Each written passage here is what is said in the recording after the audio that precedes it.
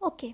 Hello everyone. तो last video में हम आपको ये बता रहे थे, ये समझा रहे थे कि कैसे हमें अपना अप्रोच रखना चाहिए जब हम फिजिक्स पढ़ रहे हैं। तो उन चीज़ों को साथ लेके, अगर आप वो वीडियो नहीं देखे हो तो देख लीजिएगा।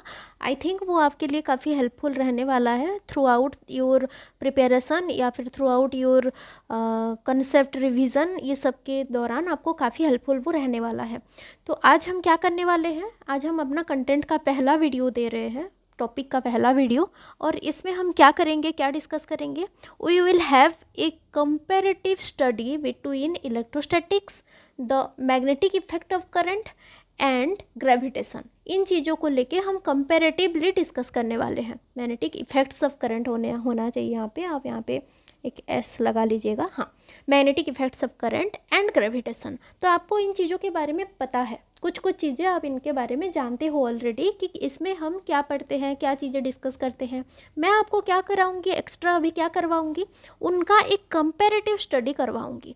तो उनके बीच में जो एनालॉजी है, जो एनालोगस पॉइंट्स हैं, उनको लाके आपके सामने रखूंगी ताकि आपके दिमाग में कंपैरेटिवली चीज़ें बैठे और आप उनको इजीली अपने दिमाग में एसेस करके उनको स्टोर कर पाओ।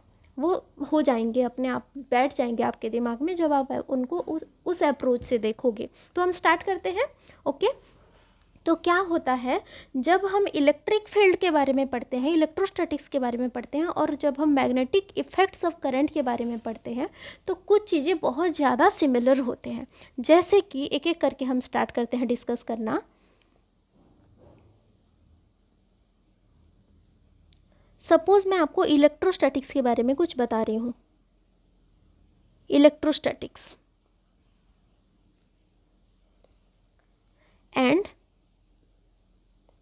Magnetic effects of current. पहले इन दोनों का एनालॉजी कुछ मैं आपको बता देती हूँ, उसके बाद में ग्रेविटेशन के साथ भी कुछ बता दूंगी। ओके।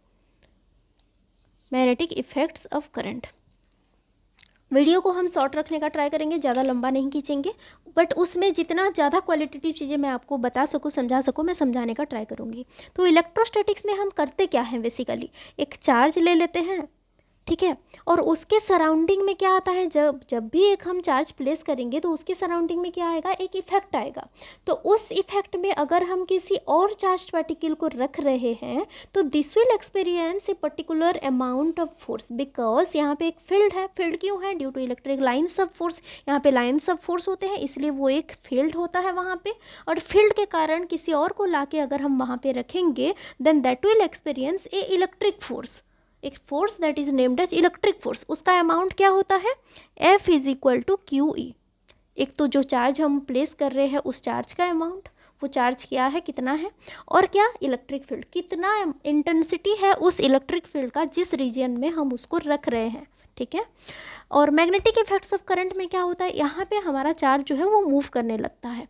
यहाँ पे अगर इलेक्ट्रिक करंट आता है तो उसके इफेक्ट में, उसके सराउंडिंग में हमें क्या मिलता है, एक मैग्नेटिक फील्ड देखने को मिलता है। मैग्नेटिक फील्ड, उसका क्या फोर्स होता है, मतलब अगर उस रीजन में, उस मैग्नेटिक फील्ड रीजन में मैं अगर किसी चीज़ को रखूं तो उसका क्या फोर्स निकल के आएगा, वो कितना फोर्स एक्सपीरियंस करेगा, that will experience a force that can be measured by the formula Q भी क्रॉस बी। यहाँ पे एक्स्ट्रा क्या आया, आप एनालॉजी कैसे कंपेयर कर सकते हो, देखो यहाँ पे तो चार्ज रेस्ट पे था तो वो क्यू आ गया और इलेक्ट्रिक फील्ड आ गया, बट यहाँ पे एक एक्स्ट्रा चीज़ क्या कंसीडर करना पड़ रहा है हमको, वेलोसिटी, क्योंकि वेलोसिटी वाला फैक्टर यहाँ पे एक्स्ट्रा जुड़ रहा है। बाकी मैग्नेटिक फील्ड आएगा और चार्ज का अमाउंट आएगा। ओके। तो ऐसे इन दोनों को हम ले सकते हैं। ये क्या है, इलेक्ट्रिक फोर्स है, एंड ये क्या है, मैग्नेटिक फोर्स है। इलेक्ट्रिक फोर्स और मैग्नेटिक फोर्स दोनों को मिला के हम क्या बोलते हैं, लॉरेंज फोर्स बोलते हैं। लॉरेंज फोर्स क्या होता है, that force which will be experienced by a charged particle when it will be placed in a electromagnetic field. So amount क्या होगा, Lorentz force is equal to Fe plus Fb that is equal to QE plus QV cross B. Okay, this is Lorentz force and this is very very very important. बहुत सारे exams में ये वाला formula use होता है। हमें indirectly पूछ लेता है तो कभी कभी समझ नहीं आता, बट हाँ ये यूज़ बहुत बार होता है। नेक्स्ट हम चलते हैं, नेक्स्ट पॉइंट, ये पहला पॉइंट आपका हो गया। नेक्स्ट पॉइंट पे हम चलते हैं जो कि है हमारा डाइपोल के बारे में। इलेक्ट्रिक डाइपोल भी होता है, मैग्नेटिक डाइपोल भी होता है, आपको पता है। तो डाइपोल को लेके हम कैसे कंपेयर कर सकते हैं, देखते हैं। Dipole,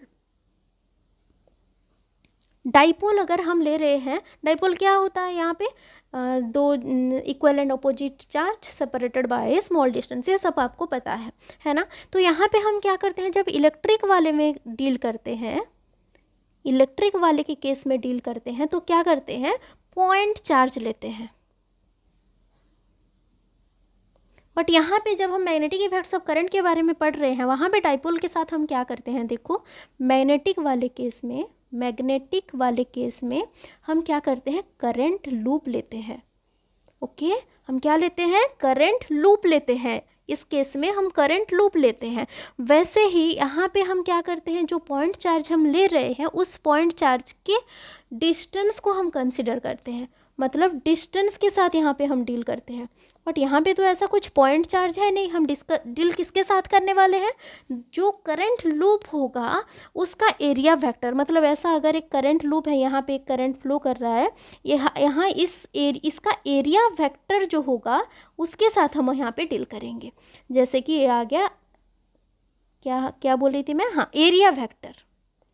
analogous of distance in magnetic field is the area vector of the current loop. Current loop का एरिया वेक्टर जो है वो उसके साथ आएगा, ठीक है।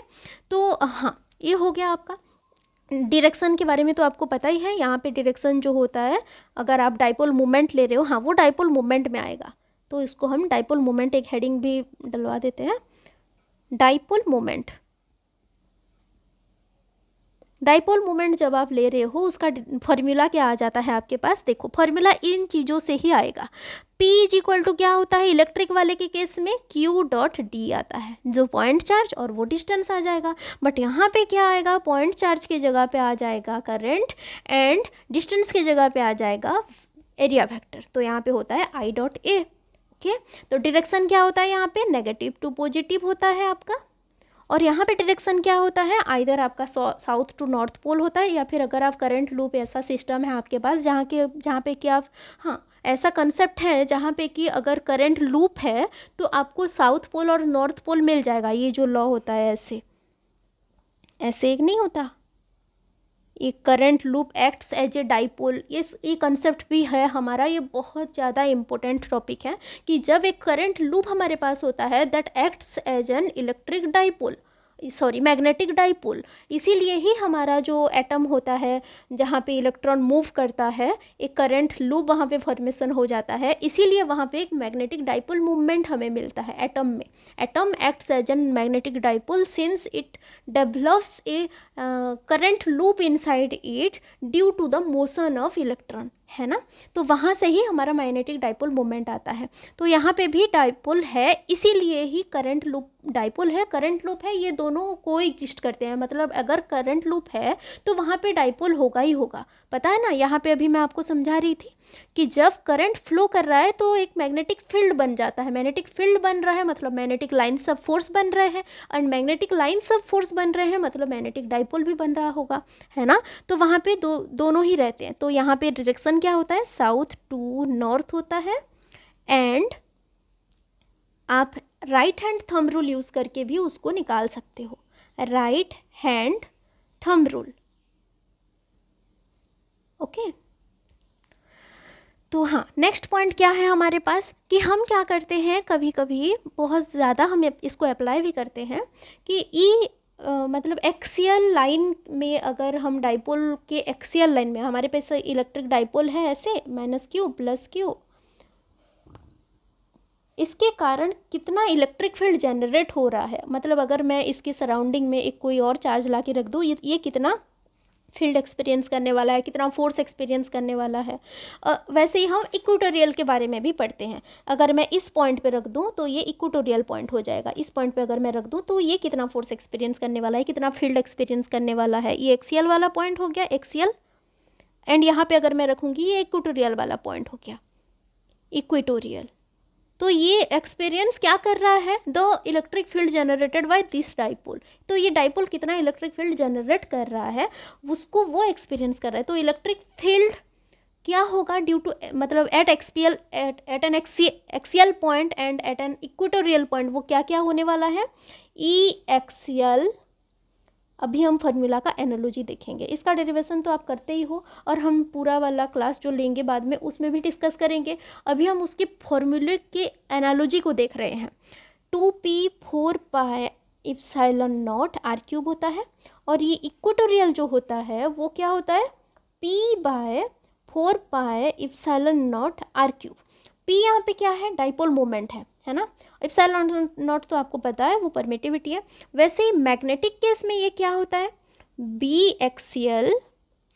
मैग्नेटिक फील्ड का सिंबल हम बी लेते हैं, जैसे कि आपको पता है यहाँ पे क्या होगा, 2m/4πr³ and v equatorial is equal to m/4πr³। देख रहे हो क्या हो रहा है, इलेक्ट्रिक डाइपोल P है, मैग्नेटिक डाइपोल M है। इसके केस में एक्सियल में 2 था, इसके केस में भी एक्सियल में 2 है। डिफरेंस क्या आया है, यहाँ का इप्सिलॉन 0 जो नीचे था यहाँ पे μ0 होके ऊपर चला गया है। इप्सिलॉन नॉट क्या है, परमिटिविटी है, और यहाँ पे ये क्या है, परमिएबिलिटी है। इलेक्ट्रिक फील्ड में जिस जगह पे भी आपको मीडियम के साथ डील करना पड़ रहा है वहाँ पे आप एक टर्म एसोसिएट करना पड़ता है आपको, उसका नाम क्या है, परमिटिविटी। वो किसको रिप्रेजेंट करता है कि वो मीडियम कितना इलेक्ट्रिक फील्ड स्टोर करके रख पाता है, कितना उसका मतलब इलेक्ट्रिक फील्ड स्टोर करने का क्या नेचर है। और परमिएबिलिटी आपको क्या बताता है कि वो जो मीडियम है वो medium magnetic lines of force को अपने थ्रो से कितना परमिट वो कर रहा है। ओके, तो वो परमिएबिलिटी होता है। तो ये दोनों क्वांटिटीज़ रहते हैं। इलेक्ट्रिक फील्ड में आपको हमेशा परमिटिविटी के साथ डील करना पड़ता है, और उसका एनालॉगस मैग्नेटिक वाले में क्या होता है, परमिएबिलिटी। वहाँ पे आपको परमिएबिलिटी के साथ डील करना पड़ता है। ठीक है, तो ये हो गया आपका इलेक्ट्रिक फील्ड और मैग्नेटिक फील्ड का जो डाइपोल मोमेंट वाला, डाइपोल वाला जो एसोसिएटेड है, एक्सियल एंड इक्वेटोरियल वाला। तो रिलेशन देख रहे हो आप, इसके केस में भी एकदम एनालॉगस है। बस यहाँ का इप्सिलॉन नॉट वहाँ μ0 हो जाएगा और वो ऊपर चला जाएगा। यहाँ पे आपके आ गया आपका इलेक्ट्रिक मोमेंट, डाइपोल मोमेंट, यहाँ पे आता है आपका मैग्नेटिक डाइपोल मोमेंट। रिलेशन आपका सेम ही बैठेगा। क्या रिलेशन बैठेगा, E axial is equal to 2 into E equatorial. यहाँ पे भी सेम ही होगा, V axial is equal to 2 into V equatorial, है ना, यही आएगा आपके पास रिलेशन। वैसे ही आप जब पोटेंशियल एनर्जी देखते हो, पोटेंशियल एनर्जी मतलब अगर एक डाइपोल है, एक्सटर्नल फील्ड है, potential of an dipole in an external electric field जो होता है, पोटेंशियल एनर्जी जो होता है उसका क्या फॉर्मूला होता है, U is equal to -P.E होता है, और इसके केस में U is equal to -M.B होता है। Dipole moment electric field, dipole moment magnetic field, यही होता है आपका। ओके, वैसे ही हम नेक्स्ट देखने वाला है टॉर्क। टॉर्क आपको पता है क्या होता है, अगर एक इलेक्ट्रिक फील्ड है, ये सपोज एक इलेक्ट्रिक फील्ड है यहाँ पे, हाँ इलेक्ट्रिक फील्ड है, और आप क्या कर रहे हो, एक डाइपोल को यहाँ पे रख रहे हो, +Q -Q। तो ये डाइपोल के साथ क्या होगा, अगर इस डायरेक्शन में इलेक्ट्रिक फील्ड है तो ये पॉजिटिव वाला इस डायरेक्शन में फोर्स आएगा, F एक इस डायरेक्शन में आएगा और दूसरा F इस डायरेक्शन में आएगा। ऐसे ही दोनों उसको खींचते हैं तो टॉर्क डेवलप होता है। वैसे ही मैग्नेटिक वाले के केस में भी अगर आप एक डाइपोल को लेके मैग्नेटिक फील्ड में रख रहे हो तो वहाँ पे भी एक टॉर्क डेवलप होता है। तो टॉर्क का फॉर्मूला वहाँ पे क्या होता है, यहाँ पे क्या होता है, torque is equal to P×E होता है इलेक्ट्रिक वाले के केस में। मैग्नेटिक वाले के केस में क्या होगा, torque is equal to M×B होता है। कितना एनालॉजी आप देख रहे हो, समझ पा रहे हो। यहाँ पे होता क्या है, हमें क्यों कॉम्प्लिकेटेड लगता है, क्योंकि यहाँ पे क्या लिख देगा वो, टॉर्क इज इक्वल टू लिख देगा NIBA sin थीटा। हमें लगता है ये कहाँ से आ गया, N है क्या, नंबर ऑफ टर्न्स है, वो तो आएगा ही आएगा। I और A क्या है, M के अंदर है, ये क्या है, B है जो कि फॉर्मूले में ही है, क्रॉस प्रोडक्ट तो साइन थीटा। कुछ नया चीज़ है नहीं, वो वही फॉर्मूला है जो कि यहाँ पे हम यूज़ कर चुके थे ऑलरेडी। यहाँ पे क्या होता है, PE sin थीटा, और यहाँ पे क्या होता है, एक्स्ट्रा चीज़ें क्या जुड़ जाते हैं, I A N, इसलिए हमें नया लगने लगता है, बट ऐसा कुछ है नहीं। N क्या है, बस नंबर ऑफ टर्न्स है, I A तो M का ही फॉर्मूला है, तो वो दोनों एनालॉगस है, एकदम एकदम एनालॉगस। एक और चीज़ रहता है आपका एनर्जी डेंसिटी बोलते हैं हम उसको, या फिर average energy of an electromagnetic wave भी बोलते हैं। क्या बोलते हैं? Energy density. जब दोनों कंसिडर करते हैं तो ये वाला फैक्टर आता है। तो अगर आप उसको in terms of electric field लिखना चाहो तो वो आता है E=UE half epsilon not E square. But अगर आप उसको मैग्नेटिक फील्ड में लिखना चाहो तो क्या आता है? Half B square by mu zero. मतलब UB क्या होता है? B square by 2 mu zero. यहाँ पे म्यू जीरो नीचे रहता है, यहाँ पे ऊपर रहता है। देख रहे हो क्वांटिटीज़ क्या क्या इन्वॉल्व है। ध्यान देना हमेशा, परमेबिलिटी और परमिटिविटी जो होते हैं वो अगर ये ऊपर रहा तो वो नीचे रहता है, ये नीचे रहा तो वो ऊपर रहता है। ओके, ये चीज़ का आपको ध्यान रखना है। इलेक्ट्रिक फील्ड और मैग्नेटिक फील्ड में बड़ा कौन होता है? अगर आपको ये सवाल पूछा जाए तो आप क्या आंसर करोगे? बड़ा क्या होता है इन दोनों में? हमेशा ध्यान रखना ये वाला रिलेशन कि V=E/C होता है। मतलब E के साथ अगर बाय C कर रहे हो आप तो आपको B मिलता है। यहाँ से आपको क्या मिला? E=B/C। तो छोटा कौन है यहाँ पे? सोच के देखो। C क्या है? लाइट का वेलोसिटी है। तो वो नियरली क्या हो रहा है? जब आप B के साथ 10⁸ और मल्टीप्लाई करवा रहे हो तो आपको E मिल रहा है। तो समझ रहे हो कौन बड़ा है और कौन छोटा है? 10⁸ आपको मल्टीप्लाई करवाना पड़ रहा है B के साथ अगर आप E चाहते हो तो। मतलब E ऑलरेडी बड़ा है, उसके साथ आपको डिवाइड करना पड़ेगा। 10⁸ ऑर्डर में समथिंग आपको वहाँ पे डिवाइड करना पड़ रहा है B पाने के लिए। तो ऑब्वियसली बड़ा कौन है? इफेक्टिव ज़्यादा कौन है? Electric field. इलेक्ट्रिक फील्ड का मतलब ऑर्डर ज़्यादा होता है। वैसे ही अगर आप मतलब फोर्स का कंपैरिजन करो तो ये फोर्स का ऑर्डर डिफरेंस होता है कि ये नियरली इक्वल टू 10⁻⁻27 आता है। देखना मैग्नेटिक वाला ऊपर है इसलिए ये माइनस में आया है। ओके, शॉर्टली मैं अभी आपको ये बता देती हूँ कि हमारा नेक्स्ट वीडियो किन किन चीज़ों पे के ऊपर रहने वाला है। लास्ट वीडियो क्योंकि हमारा लेंथी हो रहा था तो अब हम उनमें ग्रेविटेशन के साथ जो एनालॉजी है उसको डिस्कस नहीं कर पाए हैं, और एप्लीकेशन ओरिएंटेड चीज़ें जैसे कि electric field of a ring, मतलब due to a straight wire, एक लीनियर चार्ज डिस्ट्रीब्यूशन, उसके कारण जो इलेक्ट्रिक फील्ड होते हैं उसका क्या एनालॉजी है मैग्नेटिक फील्ड में, जैसे कि स्ट्रेट कंडक्टर हो गया, सोलिनॉइड हो गया, आर्क हो गया, एक करंट कैरिंग वायर हो गया। उन चीज़ों को हम कैसे कंपैरेटिवली स्टडी कर पाएंगे इसको डिस्कस करेंगे। और साइक्लोट्रॉन के बारे में डिस्कस करेंगे, कैसे साइक्लोट्रॉन का कॉन्सेप्ट होता है, कैसे उनके साथ हमें डील करना चाहिए, ये चीज़ें हमारे रहेंगे। और आपका जो है atom as a magnetic dipole कैसे एक्ट करता है, मतलब क्यों एटम जो होता है वो as a magnetic dipole act करता है। वहाँ पे मतलब एक डाइपोल और दो पोल्स आते कहाँ से हैं, कैसे वो लोग डेवलप होते हैं, वो भी डिस्कस करेंगे। किस तरफ कौन सा पोल डेवलप होगा वो कैसे पता करेंगे, उसका क्या क्या एप्लीकेशंस हमारे साथ हो सकता है उसको डिस्कस करेंगे। और बोर मैग्नेटन क्या होता है, उसका क्या रिलेशन होता है डाइपोल मोमेंट के साथ, बोर मैग्नेटन डिफाइन हम कैसे करते हैं, क्या चीज़ क्या है वो जिसको हम इतना यूज़ करते हैं, इतना मतलब यूनिट के हिसाब से उतना हम उसको यूज़ करते हैं, म्यू बी जिसको हम लिखते हैं। तो ये चीज़ें हम नेक्स्ट क्लासेस में, नेक्स्ट कॉरेस्पॉन्डिंग वीडियोस में, अपकमिंग वीडियोस में हम डिस्कस करेंगे इस वाले टॉपिक के साथ उसको रिलेट करके। ओके, तो ठीक है, थैंक यू।